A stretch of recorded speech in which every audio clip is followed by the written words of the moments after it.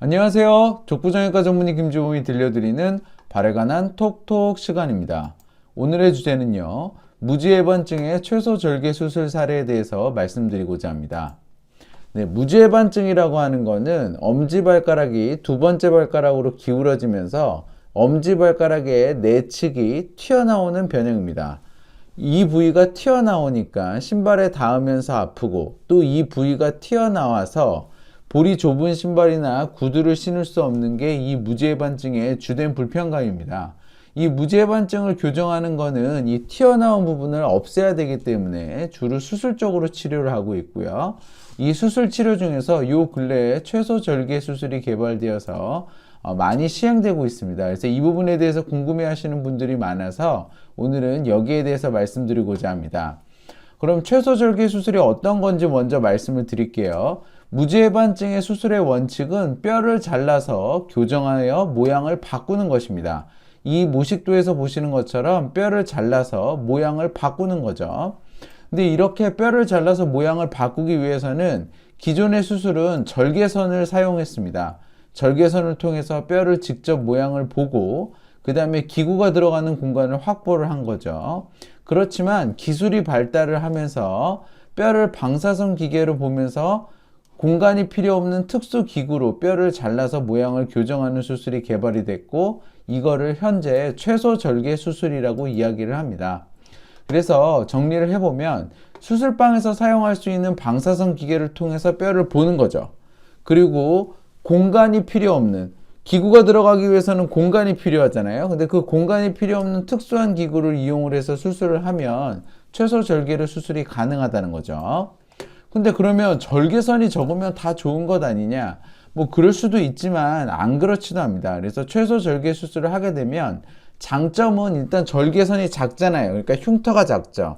그리고 피부를 적게 째니까 아무래도 통증도 적어요.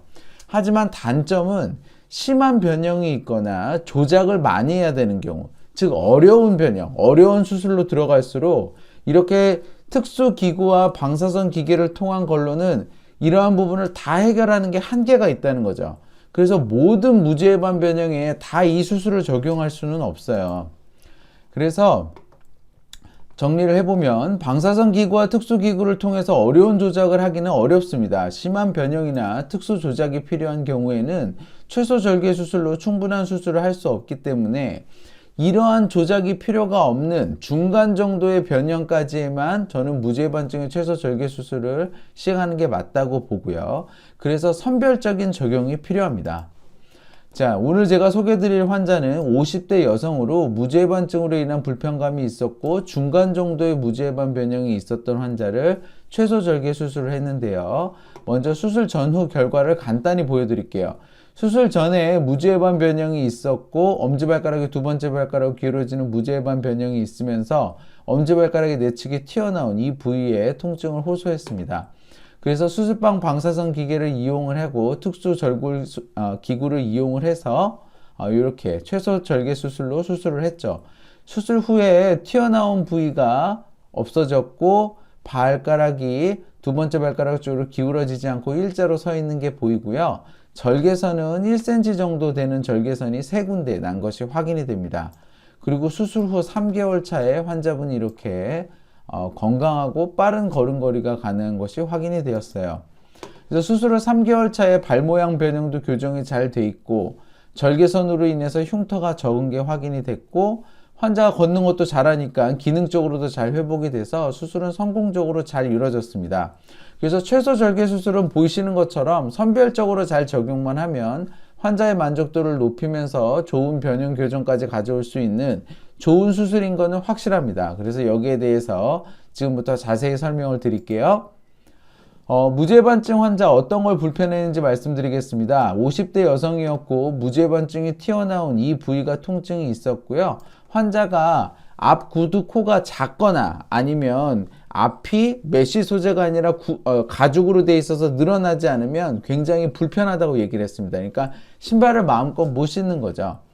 그래서 사진에서 보시는 것처럼 튀어나온 부위에 통증이 있었고 엑스레이 상에서 무지해반 변형이 중간 정도인 것이 확인이 되었습니다. 그리고 환자가 특히나 통증 및 흉터에 대해서 굉장히 두려움을 가지고 있었기 때문에 환자에게 최소절개 수술이 가능하니 최소절개 수술로 하자고 말씀을 드렸어요. 근데 최소절개 수술은 어떻게 하는 거냐고요? 저희가 이제 수술을 할 때 절개선의 목적은 앞에서도 말씀을 드렸지만 시야를 확보하는 거예요. 수술을 어디를 하고 어떻게 할지 우리가 직접 눈으로 봐야 되니까요. 시야를 먼저 확보하고 기구가 들어갈 공간을 확보하는 이 두 가지 목적이 있습니다. 그런데 시야는 수술방에서 사용할 수 있는 이런 방사선 기계를 통해서 시야를 확보해서 뼈를 보고, 기본 뼈 절삭 기구는 이렇게 톱으로 돼 있어 가지고 들어갈 수 있는 공간이 필요한데, 이런 뾰족한 절삭 기구를 사용을 하면 들어갈 공간이 최소화되겠죠. 그래서 이런 특수 기구를 이용을 해서 공간 필요를 최소화하면 기존의 절개선보다 작은 절개선으로 수술이 가능한 거죠. 시야도 확보가 되고 기구도 들어갈 수가 있으니까요. 그래서 이런 기술의 발전을 통해서 최소절개 수술이 가능해진 겁니다.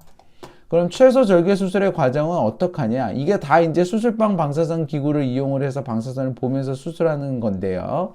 먼저 이 기구를 이용을 해서 튀어나온 부위를 깎아냅니다. 그리고 이 기구가 이제 뼈를 깎아내는 거거든요. 그래서 이 기구를 이용해서 뼈를 절단을 한 다음에 교정을 하고 나사를 박았고요.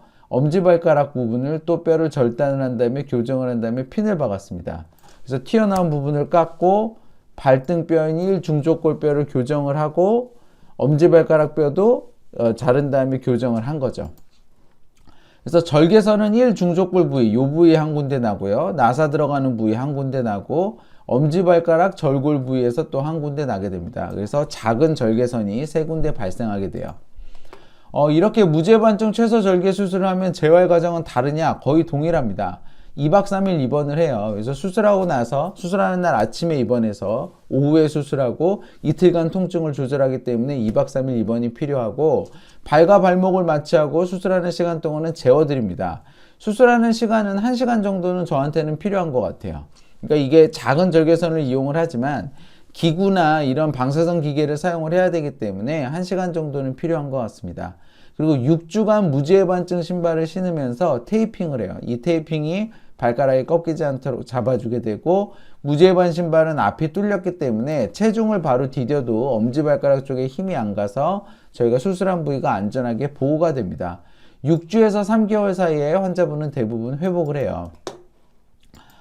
무죄반증의 최소절개 수술 결과는 어떠했는지 보여드리면, 수술 전에 이렇게 튀어나온 부위가 있고 엄지발가락이 두 번째 발가락으로 기울어진 게 보였는데, 수술 후에 보면 튀어나온 부위가 들어가 있고 엄지발가락이 두 번째 발가락으로 기울어진 게 많이 펴졌죠.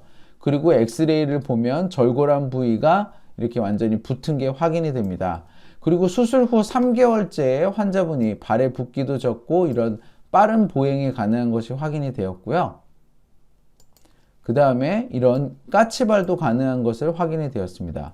저희가 엄지를 수술하잖아요. 근데 엄지를 수술하는데 까치발이 된다 하면 이 절골한 부위, 이 교정한 부위가 힘을 잘 받쳐준다. 거기에 더해서 엄지발가락의 움직임도 굉장히 좋다는 걸 의미합니다.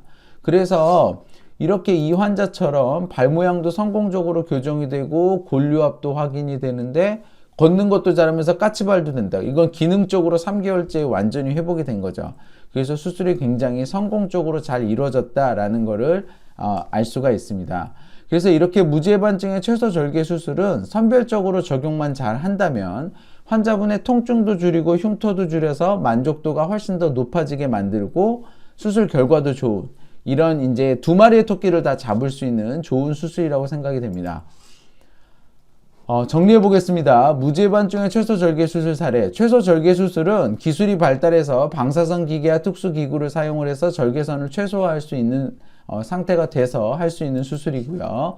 최소절개 수술은 작은 흉터와 통증은 장점이지만 복잡한 조작은 어려운 것이 단점입니다. 그래서 중등도 이하의 무지해반증 변형에만 적용하는 것이 좋다고 저는 생각합니다.